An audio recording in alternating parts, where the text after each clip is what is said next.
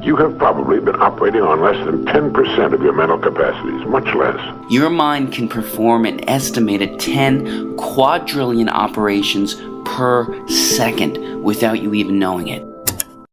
In attempts to understand the human mind and to have full control over it, be it your mind or someone else's, many experiments have been performed on humans and on animals. In order to fully understand the mind, we need to conduct experiments. Today, I would like to talk about some of the most unethical experiments ever conducted and recorded. The learned helplessness experiment was heavily influenced by the classical conditioning experiments performed by Ivan Pavlov, so we're going to have to go over that experiment in order to get a better understanding of this one. The classical conditioning experiment is an experiment where Pavlov was able to make dogs salivate in response to a single bell tone. He did that by sounding the bell each time the dogs were fed. At first, the bell sound was a neutral stimulus, meaning that the dogs didn't associate the sound of the bell with anything. Upon sounding the bell each time the dogs were fed, the dogs were conditioned to expect food each time the bell was sounded, so they would salivate as a result. This experiment would end up influencing many psychologists, including Martin Seligman and his colleagues who were doing research on classical conditioning and decided to take a different approach. Instead of feeding the dogs, Seligman would shock the dogs each time the bell rang. The results? The dogs reacted to the shock before it even happened, as though the dog had been shocked every time he heard the bell. But then something unexpected happened. Seligman put each dog into a large crate that was divided down the middle with a low fence. The dog could see and jump over the fence, and he had the freedom to do so. The floor on one side of the fence was electrified, but not on the other side. Seligman put the dog on the electrified side and administered a light shock. He expected the dog to jump to the non-shocking side of the fence. Instead, the dogs laid down. It was as though they learned from the first part of the experiment that there was nothing they could do to avoid the shocks, so they gave up in the second part of the experiment. Seligman described their situation as learned helplessness, which is not even trying to get out of a negative situation because you've been conditioned to believe that you are helpless in that situation. That was his hypothesis, of course, and it was still a hypothesis until it was verified. In order to verify his hypothesis, Seligman had to test his theory on dogs that have not been through classical conditioning. The dogs that had not been previously exposed to the shocks quickly jumped over the fence to escape the shocks. The monster study was a stuttering experiment performed on 22 orphan children in Iowa in 1939. It was conducted by Wendell Johnson at the University of Iowa. It was dubbed the Monster Study because some of Johnson's peers were horrified that he would go as far as to experiment on orphan children just to confirm a hypothesis. When carrying out the study, the researchers had 4 questions in mind. Will removing the label stutterer from those who have been labeled have any effect on their speech fluency? Will the endorsement of the label stutterer previously applied to an individual have any effect on their speech fluency? Will the endorsement of the label normal speaker previously applied to an individual have any effect on his speech fluency?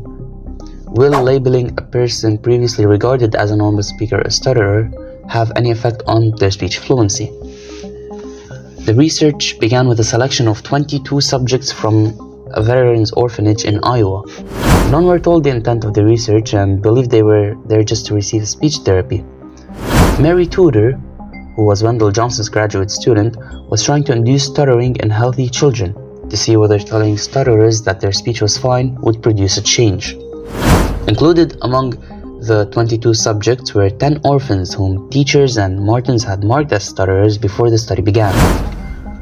Tudor and 5 graduate students listened to each of the children speak, graded them on a scale of 1 to 5, and concurred with the school's assessment. 5 were assigned to Group 1A, the experimental set, and would be told that their speech was fine. The 5 in Group B, the control group, were told that their speech is as bad as people say. The remaining 12 children were randomly picked from a population of fluent-speaking orphans. They were subsequently also placed into two groups, Group 2A, who were told that they are starting to stutter and they need to correct it immediately, and Group B, who was praised for their fluency.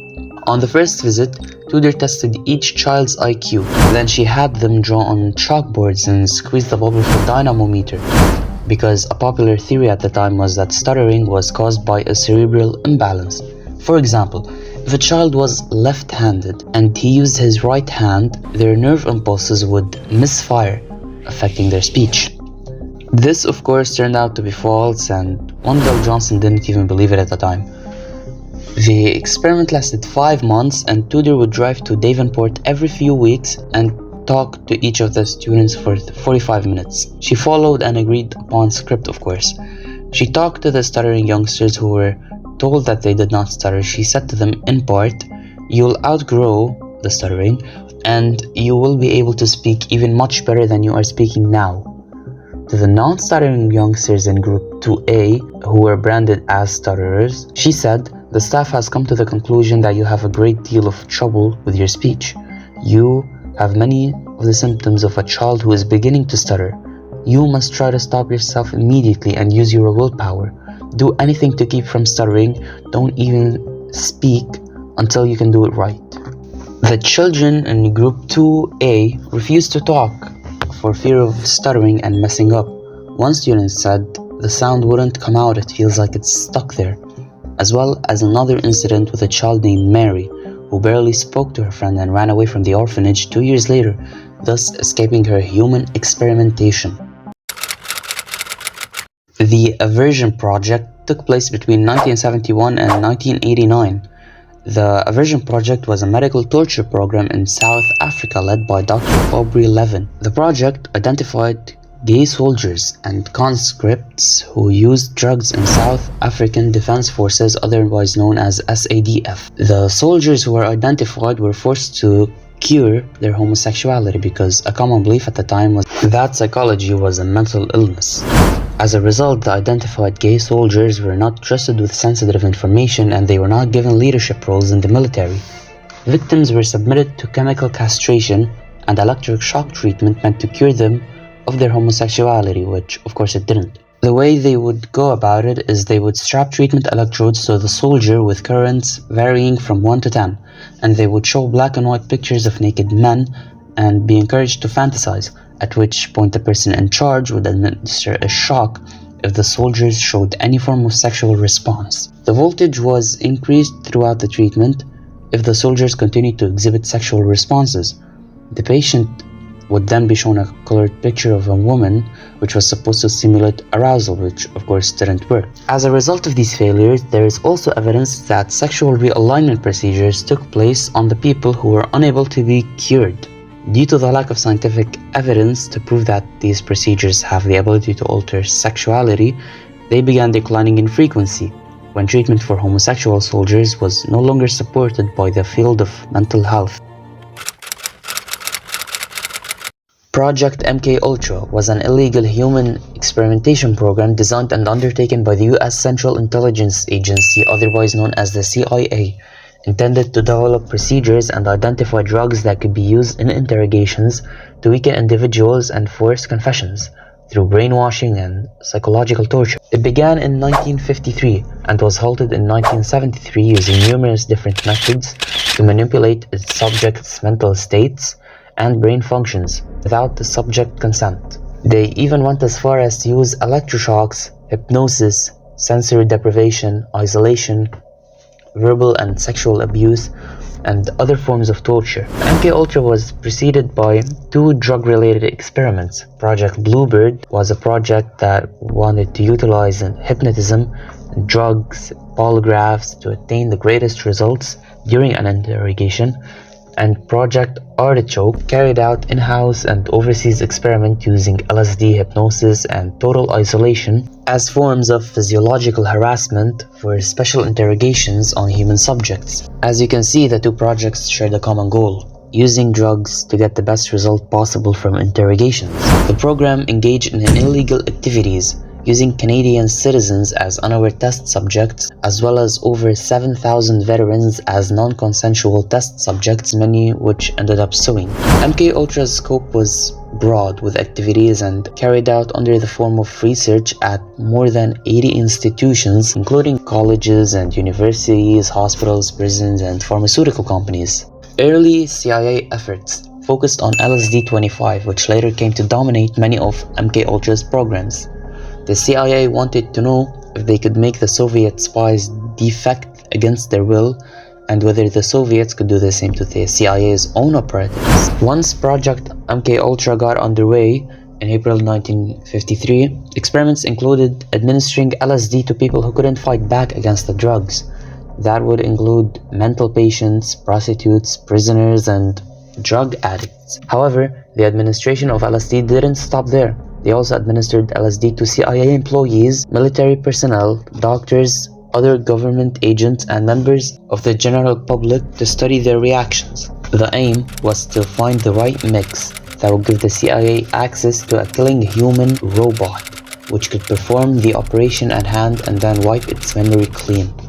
Military personnel who received the mind-altering drugs were also threatened with court materials if they told anyone about the experiments. In other experiments where people were given LSD without their knowledge, they were interrogated under bright lights, with doctors in the background taking notes. They told the subjects they would extend their trips if they refused to reveal their secret. The project studied the effects of psychoactive drugs, particularly LSD, psilocybin, mescaline, cocaine, AMT, and DMT on people. The Office of Security used LSD in interrogations, but the chemist who directed MKUltra had other ideas. He thought it could be used in covert operations. Since its effects were temporary, he believed it could be given to high-ranking officials and in this way affect the course of important meetings and speeches. He then initiated a series of experiments where LSD was given to people in normal settings without warning. At first, everyone in technical services tried it. A typical experiment involved two people in a room where they observed each other for hours and took notes. As the experimentation progressed, a point arrived where the outsiders were drugged with no explanation whatsoever, and surprise acid trips became something of an occupational hazard among CIA operatives. It was not all non-consensual though. Some subjects' participation was consensual, and in these cases, they appeared to be singled out for even more extreme experiments.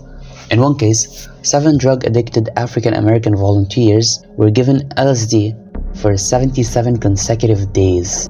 Declassified MKUltra documents indicate they studied hypnosis in the early 1950s. Experimental goals included creating hypnotically induced anxieties, creating hypnotically increasing ability to learn and recall complex related matter, studying hypnosis and polygraph examinations, hypnotically increasing ability to observe and recall complex arrangement of physical objects, and studying the relationship of personality to susceptibility to hypnosis. In an attempt to build their destructive amnesian hitman, the CIA decided to experiment on Canadians. In addition to LSD, Cameron also experimented with various paralytic drugs, as well as electroconvulsive therapy at 30 to 40 times the normal power. His driving experiments consisted of putting subjects into drug-induced comas for weeks at a time while playing tape loops of a noise or simple repetitive statements. His experiments were often carried out on patients who entered the institute for common problems such as anxiety disorders and postpartum depression, many of whom suffered permanent effects from his actions. Unlike the US and Canada, Denmark had a centralized population register, allowing participants to be tracked over the course of several years. US psychologist Zarnulf Mendik teamed up with Danish professor Fini Schulzinger to study schizophrenia progression in Danish orphans.